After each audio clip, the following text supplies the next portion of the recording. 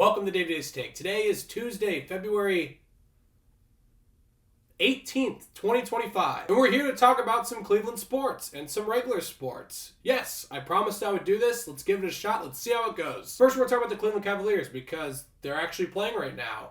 And they had an All-Star weekend. They had players at the All-Star weekend. We had 3 All-Stars this year. And Kenny Atkinson, our head coach, was an All-Star too. That's pretty cool. You know what wasn't cool? The All-Star weekend. I guess we could talk about the major sports headlines. I was embarrassed for the NBA this weekend.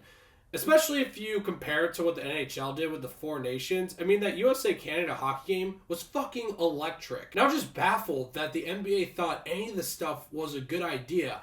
I get that they have their marketing team. I get that they have, analytics in place. We'll get this person. We'll do this. It will appease to this age group. We'll get more viewers if we do that. But it all came crashing down. I don't want to exaggerate, but I'm probably going to. I think Sunday night was one of the most embarrassing and pathetic things the NBA's ever put out. I guess players did try a little bit harder in this weird TNT tournament style thing. But at the end of the day, it's who gives a shit? And there's barely any basketball play. There was just more of these random shows and gimmicks in between the basketball. It was so stupid. It was such a waste of time. I just have no idea why the NBA doesn't do World versus USA. I'm not the first person to think of this. This has been discussed for a very long time. So I guarantee this has definitely been talked about with Adam Silver and the higher ups. I just honestly don't know why they won't do it. Please let me know if I'm missing something super obvious. Are they scared USA would lose? Because they probably would. The Olympics just happened, and that was some exciting basketball.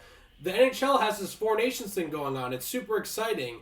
It just seems like a no-brainer because there would be bragging rights. There would be this sense of pride. So I think players would try, and that's something people would tune into. And if players don't try in that game, then I guess the whole thing is a disaster. The whole thing is lost. We should probably just not do All-Star Weekend at all. But if we keep doing these weird gimmicks, I think you just scrap the weekend anyway. No one watches the dunk contest. This year it was such a disaster. No one watches the 3-point. No one watches anything. It's so stupid now. That's my take on the All-Star Weekend. But for the Cavs, Donovan Mitchell and Evan Mobley won a skills challenge. That was pretty cool. And Darius played pretty well in the 3-point contest. He made the final. Woo! Well, let's actually talk about some Cavs game. First game I want to talk about is the Cavs versus the Timberwolves in Cleveland. Cleveland won 128-107. It was an ass-kicking. But this was the first game that DeAndre Hunter played in a Cavalier uniform, and he started because Strus was out. Right off the bat, the team looked way better defensively. It seemed like anytime he was on the court, the Timberwolves were having trouble scoring, specifically Anthony Edwards. Anthony Edwards had 44 points that night, but I swear, anytime DeAndre Hunter was on the floor, he wasn't getting any buckets, which is so promising to see because that seems like what we're missing, that defensive wing, and him on the floor already makes the team look a lot better defensively. Donovan Mitchell scored efficiently at 23 points on 10 of 14 shooting. And in the fourth quarter, he was going straight at Rudy Gobert. It seemed personal, and I wonder why. Evan Mobley was stuffing the stat sheet. He had 28 points, 10 boards, 6 assists, 4 blocks, 2 steals. What the fuck? And Darius shot well from 3, 4 from 6. Ty Jerome was making plays. The ball movement was great, and this was all without Strus a quarter away. Next game was in Toronto. Cavs at Raptors. The Cavs won 131-108. Another ass-kicking. DeAndre Hunter didn't start this game. Strus started, and when Strus came in the game, he came out hot. He was making some big shots, 3 after 3 after 3. But the ball was moving around great. We still looked amazing defensively, just a lot better ever since we got DeAndre Hunter. I know the Raptors are a really bad team, but we just looked unstoppable that night, offensively and defensively. Evan Mobley stuffing the stat sheet again. 12 points, 15 boards, 5 assists, 2 blocks. And Sam Merrill in the first half was making some big shots. It's good to see him back making threes. I know he had a slow start to this season, but it seems like he's back to himself like he was last season. Donovan Mitchell didn't shoot that well, but he still had an efficient night, 21 points, 6 boards, 5 dimes. Greg Porter was making great hustle plays, and DeAndre Hunter, not only was he great defensively, but he was 4 from 9 from 3, and he had 18 points, so there's some offensive flair there. We started to play with our food a little bit in the second half, but that's fine. Darius was facilitating well. He had 8 assists. Overall, the team just looked great this last week. 2-0. We're 44-10 going into the All-Star break. It seems like our best basketball is yet to come. Now let's talk about this piece of shit team. It seems like all signs are pointing to us drafting Carter at 2, which I'm fine with. Take best available. If that's Carter, Take Carter. It seems like we're probably going to need an edge rusher when we get rid of Myles Garrett. And if we don't get rid of Myles Garrett, that'd be a pretty sweet duo. Shedeur visited the Browns. I guess that's a good sign. I don't know if we're going to draft him. I don't know if he's going to be good or not. But I guess that's a good sign. Maybe he's open to coming to Cleveland. And if we don't want to draft him, I guess that's some leverage if we want to trade the pick. But the main storyline is Myles Garrett, which has already been the storyline. Seems like him and AB have this weird pissing match going on with the media. Like, they had this media tour where Myles is like, I'm going to do everything I can to get out of Cleveland. And AB's like, the fuck you're going to do that? So this should be a whole lot of fun this offseason, seeing where this goes. It seems like the Commanders are the favorites to get Myles Garrett. A few years ago, I'd be like, hell yeah, we could probably fleece them. Now it seems like they know what they're doing, so I'm a little concerned about that. But at the same time, they have a young quarterback. They have a younger team. They might go all in with getting Myles Garrett. They might give us a lot for Myles. We'll see. Nick Chubb might leave for more money, which I don't blame him. I just wish he could retire Brown. I hope he gets back to being Nick Chubb. He's one of my favorite players ever.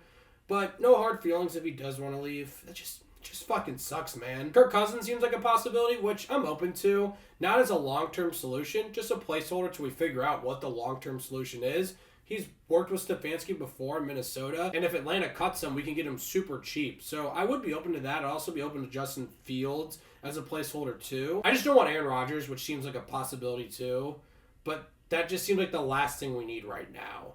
And I think that'd be an absolute disaster. But I've seen us do worse. Jalen Milroe has interest. Fuck me, I guess. I don't want to make a definitive stand on someone coming out of college because I'm not great at predicting those things. But I feel like a big thing you need to have to be successful in the NFL is to be able to throw the ball. And Jalen Milroe can't really throw the ball that well. So I don't know why we would draft a guy that can't really throw the ball. That's just my 2 cents. And the Haslam's have a new financial plan for the new stadium. I don't know how any of that works. I'm open to a dome. I went to that Browns-Dolphins game like on New Year's. It was fucking cold and raining. We fucking suck. We're not a cold weather team. People are like, the Browns are a cold weather team. We gotta play outside. I mean, I like the snow games. Like, those are awesome. But when there's games when it's like negative 15 degrees and the Saints come in and still kick our ass, we're not a cold weather team. So I'm all for dome. So I guess we'll see what happens with that. But when it comes down to the financial nitty gritty stuff, I have no idea. We'll see. Now let's talk about the Guardians, a team that's actually fun to watch. We just signed John Means. He was a starter in the Orioles. He almost won Rookie of the Year. He was going to be their opening day starter for a while, but he was plagued with injuries, specifically with Tommy Johns. But one time he threw a no-hitter. So this might be a low-risk, high-reward type signing. Like, this could be depth for a rotation. I don't know where he would be in the depth chart. But I'm all for this. It seems like if he comes back from Tommy John strong, he could be a solid starter. But he won't be back till August, I don't believe. Going off my notes here, there's some encouraging medical news. Shane Bieber should be back soon. David Fry's recovery is going well. And Trevor Stephan should be back soon, too. Some bad medical news. It seems like Sam Hedges isn't going to be back anytime soon. But we did sign another reliever, Jacob Junis. He just came off his best season. He's a reliever, so there's some depth there. Angel Martinez or Juan Brito. Sorry if I'm saying either of those names wrong. I'm always bad with names. I'm fucking terrible with names. They might play second until Travis Bonanza gets there. So I'm all for that. I'm all for seeing what our young guys have at second till our number 1 pick gets there. See what they can bring to the team. Add some more depth. They're probably going to have to play well in spring training, which is around the corner. It's actually this weekend. There's rumors that we might trade some pitching for Boston's Yoshida. I'm all for that if it's not too much because we do need another bat in our lineup. I think that'd be pretty interesting. There's a new streaming service for the Guardians to watch the Guardians. I'm all for that because Bally Sports fucking sucks. I tried to just get some package to watch the CAVS and the Guardians. It was impossible to figure out. I thought I was going crazy, but then I talked to people that live in Cleveland or Akron or whatever. They were having the same issues. How is it hard to figure this out? Like, take my fucking money, Bally. So it's no surprise that that fell apart. So it's good news that there's going to be another streaming service for the Guardians. It can't be any worse than Bally.